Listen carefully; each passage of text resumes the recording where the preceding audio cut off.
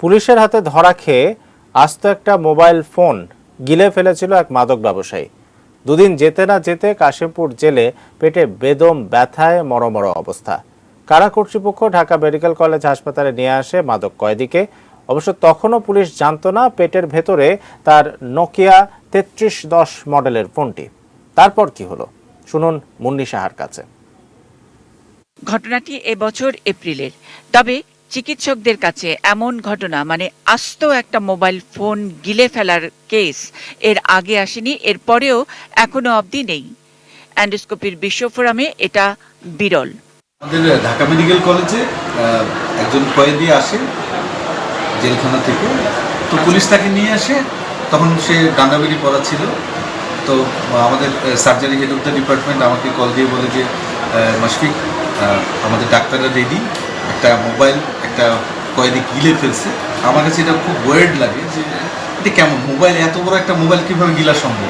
Dhaka medical college হাসপাতালে laparoscopy and intervention অ্যান্ডোস্কোপির এই surgeon বলছিলেন 32 বছর বয়সী ওই কয়েদি মোবাইলটি গেলার 4 দিনের মাথায় পেটের ভেতরেই মোবাইলের ব্যাটারিটি ফুলে ব্যাক কভার খুলে যায়।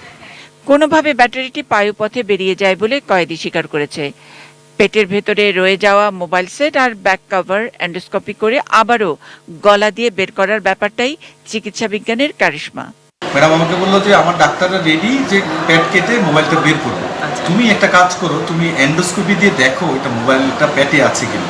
তাই আমি বললাম ওকে ম্যাডাম, আমি এখনই ওটিতে যাচ্ছি, আমি এন্ডোস্কোপি স্যুট রেডি করছি এবং আমি এন্ডোস্কোপি করে দেখে দিচ্ছি যে এটা পেটে আছে কিনা।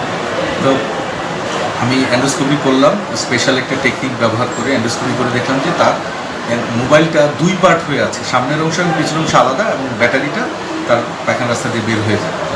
তা আমি চিন্তা করলাম যে একটা ইয়াং একটা লোক, সে কয়েদি হোক, সে তো আমার কাছে পেশেন্ট, যে আমি why not I try by endoscopy, যে আমি এন্ডোস্কোপির কতগুলো স্পেশাল টেকনিক আমি যদি এখানে অ্যাপ্লাই করি, আমি যদি পেট না কেটে এটা বের করতে পারি, এটা সে কয়েদি হোক আর যেই হোক, মানুষ হিসেবে তার তো সে আমার কাছে যে পেশেন্ট হিসেবে এসেছে, তার এটা প্রাপ্য। আমি চিন্তা করলাম যে লেটস ট্রাই, এবং আমি এন্ডোস্কোপির বিশেষ পদ্ধতির মাধ্যমে আমি পুরো মোবাইলটাই বের করে ফেললাম।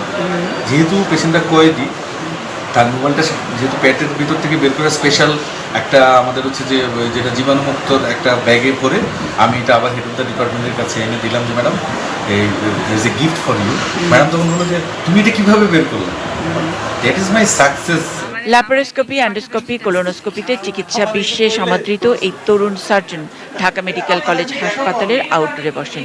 কারো পেটে পয়সা, কারো সেফটিপিন, লোহা, নানান কিছু ল্যাপারোস্কোপিতে বের করার অভিজ্ঞতার কথা বলছিলেন।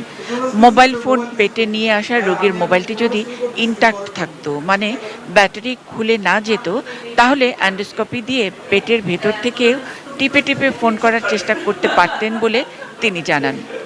বাংলাদেশে এই ধরনের সার্জারি বা চিকিৎসার এক্সিলেন্স কোথায় গেছে সেটা বোঝাতেই ডাক্তার মাশফিক ভুঁইয়ার এমন অভিনব উদাহরণ।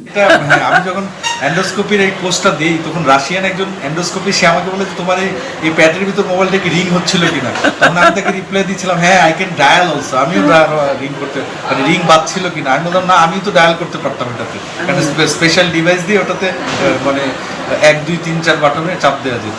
আপনি মানে ভিতরে ইনসার্ট করে যদি মানে ওই মোবাইলটা ইনট্যাক্ট থাকতো, তাহলে আপনি এন্ডোস্কোপির ওই ডিভাইসটা দিয়ে ওইখানে একটা কোনো নাম্বার চাপতে পারতেন। পেটের ভিতরে তো যদি মোবাইলটা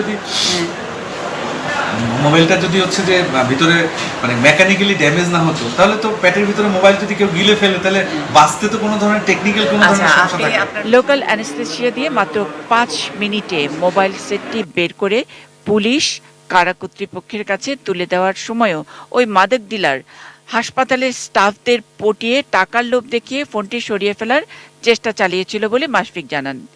এই চেষ্টা থেকে সাধারণের আর বুঝতে বাকি থাকে না যে পেটের ভেতরে ঢোকানো ওই মোবাইল ফোনে কত শক্তিশালী মাদক নেটওয়ার্কের তথ্য ছিল, এবং সে খবর এখনো পর্যন্ত বের না হওয়ায় বোঝাই যায় কারো পেটে এটি হজম হয়েই গেছে।